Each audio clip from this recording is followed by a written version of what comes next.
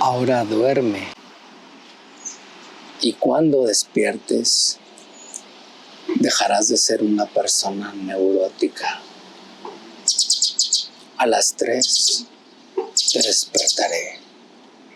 1, 2, 3, despierta. Y listo, dejas de ser neurótico. Ojalá fuera así de fácil. Ojalá fuera así de sencillo. Pero en un ejercicio que nos duele a los hipnotistas, déjenme les digo que todavía estamos a un mundo de eso. Y voy a explicar por qué y voy a explicar la potencialidad de por qué sí se va a poder algún día. Bienvenidos a Contratesis.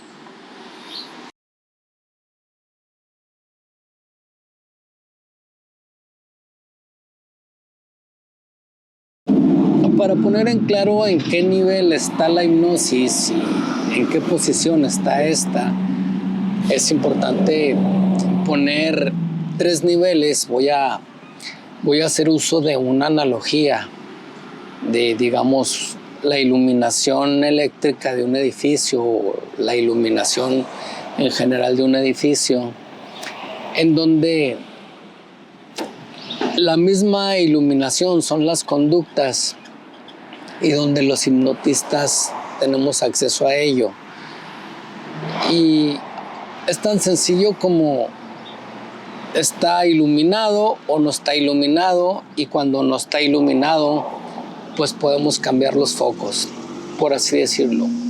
Es la estética de iluminación de un edificio. Otro nivel sería lo conductual, es decir, detrás de esa iluminación hay una serie de cableados y de interruptores que nos dicen por lógica simple cómo viaja la electricidad, cuáles son los switches que prendemos para un foco, cuáles son los otros, y que también tiene su grado de reparación. Un electricista pudiese hacerlo. Entonces, nivel 1, los hipnotistas pueden cambiar la iluminación por medio de los focos. Los electricistas pueden cambiar el cableado recableado por medio de las conductas psicológicas. Y hay otro nivel que sería el de ingeniería eléctrica, que nos habla acerca de cómo es la generación de átomos y la excitación de átomos que generan electricidad y cómo viajan, cómo son los picos de voltaje, las caídas de voltaje, las tensiones, la intensidad, las resistencias, cómo se genera más electricidad, cómo se genera menos, cómo es la pérdida de electricidad, en fin. Y que también tiene que ver con la iluminación. Sin embargo, una y otra, pues hay una gran distancia. Y para ser sincero, al ingeniero eléctrico que sabe cómo se excitan los átomos, pues ni siquiera le interesaría cómo se cambian los focos de la iluminación de un edificio. Pues estos son básicamente 3 niveles en los que hay que hacer el comparativo dentro de una posición conductual de una persona o de una sanidad conductual de una persona. Pero vamos a verlo más a fondo y por qué la hipnosis está al último de la cadena intelectual de las soluciones psicológicas y qué es lo que debería de ser. La buena noticia es que dentro de la analogía del edificio, el que cambia los focos no puede cambiar la excitación atómica para generar electricidad. Y dentro de las ciencias de la psicología, el hipnotista sí puede cambiar las situaciones celulares o neurales de la persona para cambiar las conductas. O sea, es decir, sí nos permite esa llave para entrar. Vamos a explicar esto. Bueno, empezamos con la analogía de cómo funcionan los átomos para generar electricidad. O sea, la función de un ingeniero eléctrico, que en este caso sería un neurólogo, cómo funcionan nuestras neuronas dentro de nuestro cerebro. Y obviamente es muy largo la explicación del proceso, pero bastante interesante y perfecto, diría yo. Nada más para poner números, imaginemos que es un sistema que se llama sinapsis, que es una comunicación entre neuronas, y que esa comunicación entre neuronas tiene un mecanismo perfecto donde hay una transmisión de información electroquímica, y esa información electroquímica tiene muchísimas variantes.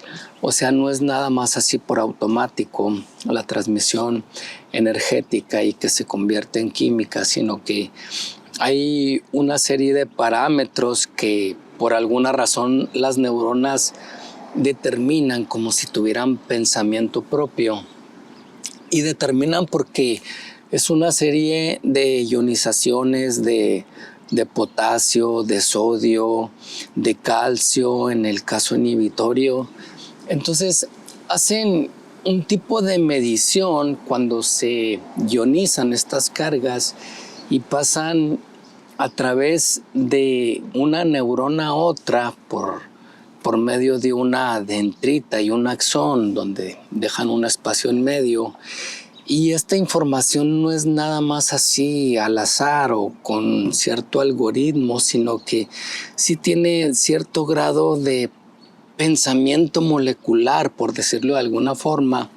Es decir, cuándo dejas pasar los neurotransmisores o cuándo no los dejas pasar, en qué momento, cuándo se abre ese cono axónico, cómo es la transmisión de energía.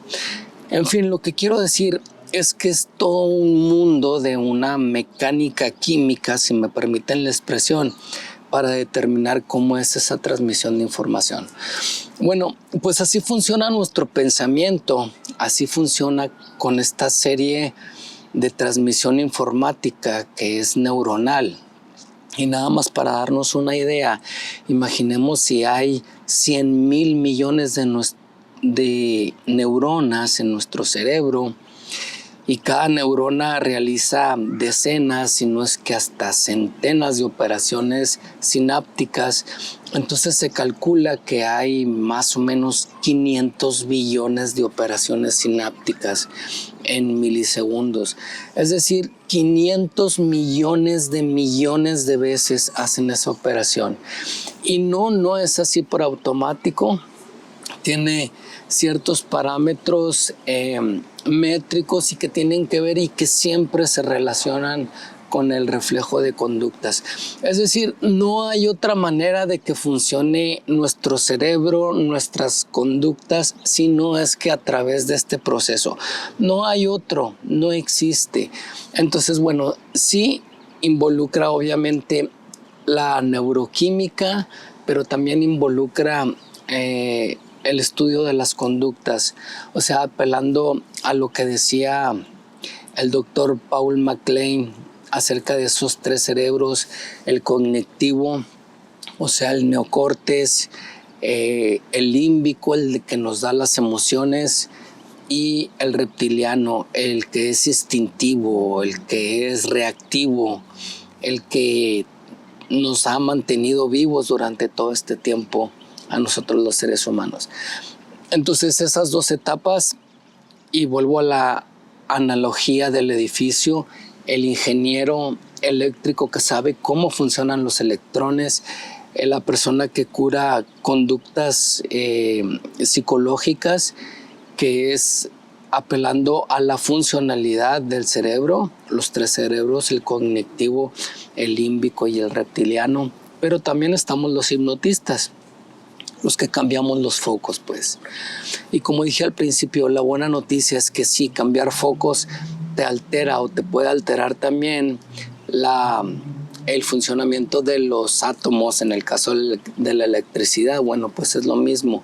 El hipnotista, el que cambia los focos, sí tiene una correlación directa con el funcionamiento neuronal. De hecho, todo así funciona. O sea, si nosotros cambiamos de conductas, no es que tengamos un archivo paralelo a las neuronas, es que las neuronas actúan diferente para nosotros cambiar las conductas. Así de sencillo. Entonces, ¿por qué se ha estancado la hipnosis durante todos estos años? ¿Y por qué no hemos avanzado a otras áreas? O sea, sí, un hipnotista te puede quitar fobias, te puede curar enfermedades psicosomáticas, te puede cambiar de hábitos para que no estés tan gordo, para que dejes de fumar, para que dejes de drogarte, para que tengas autocontrol, para potencializar todos tus sentidos. Es decir, sirve para esas cosas porque ya encontramos nosotros la llave de cómo arreglar eso. Y tenemos 50 años con el mismo plano, pero no hemos pasado a otro plano que es más complejo, y además, digo, sería muy irresponsable entrar a situaciones más complejos, como por ejemplo no sabemos curar aún un TDAH, un trastorno de atención dispersa con hiperactividad. No sabemos curar las altas depresiones con suicidios, no sabemos curar las neurosis, pero no quiere decir que no se pueda. Lo único que quiere decir es que no hemos encontrado las llaves externas, emocionales, o sea, cambiar los focos para nosotros alterar esas rutas neuronales o esas rutas sinápticas que debemos reenrutar.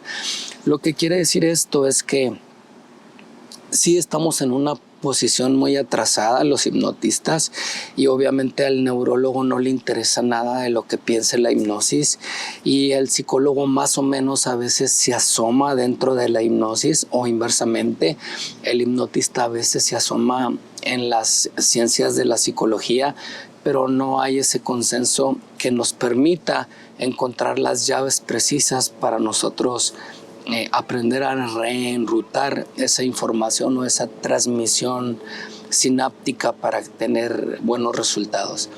El punto es que nos falta mucho por aprender. Tenemos que encontrar las llaves precisas, tenemos que a veces meter comandos con muchas fallas, sí, porque no es así de sencillo. Lo mejor de todo sería tener una clasificación de esas rutas neuronales y, por ejemplo, decir, voy a cerrar la carretera 5.536 millones y voy a abrir la ruta 485.000 millones. Una se cierra y otra se abre.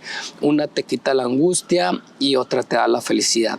Pero como no tenemos ni esa numeración, ni esa ruta, ni siquiera sabemos cómo es el enrutamiento para darnos la felicidad o la tranquilidad, o para quitarnos fobias o para quitarnos angustias, pues entonces lo único que hacemos es que por ensayo y error damos instrucciones para comandos, y que esas instrucciones se queden en tu memoria, en tus memorias de largo plazo, y te curen o te satisfagan como ser humano.